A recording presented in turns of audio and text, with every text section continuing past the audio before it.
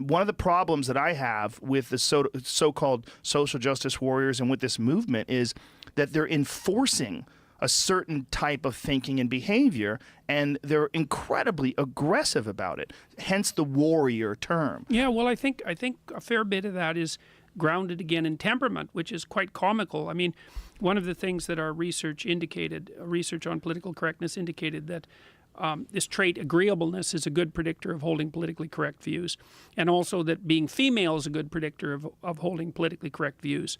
And I think part of the reason for that, and the warrior aspect to it too, is that agreeableness is a maternal instinct trait, roughly speaking.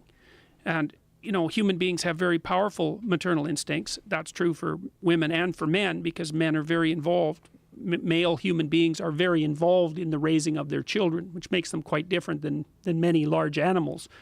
On the one hand, if you're very maternal, you're very compassionate and protective of those that are within your kin boundary, and you can try to include more people in that if you want, and that's the political goal. But you're unbelievably hostile to anyone who's outside of that you regard as a threat / predator. And so agreeableness makes you divide the world up into protected children and predators. And you see that on social justice warriors' Twitter pages. I mean, I follow a bunch of them, and I go to them and I watch this, and incredibly supportive, to ridiculously so, of in terms of like mediocre expressions, tweets that, oh my God, it's so brilliant, and it's like you're saying almost nothing. Yeah. And they're so incredibly supportive of the people that think along their lines, and so incredibly hostile, and this idea of shaming people that don't agree with them, not interacting with them, but almost immediately insulting them, almost immediately marginalizing them, which is ironic.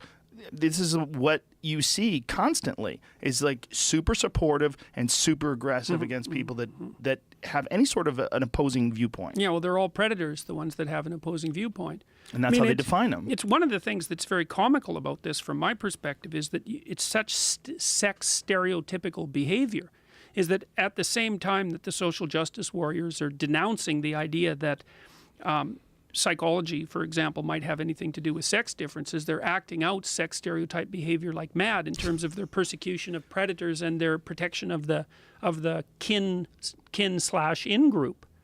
So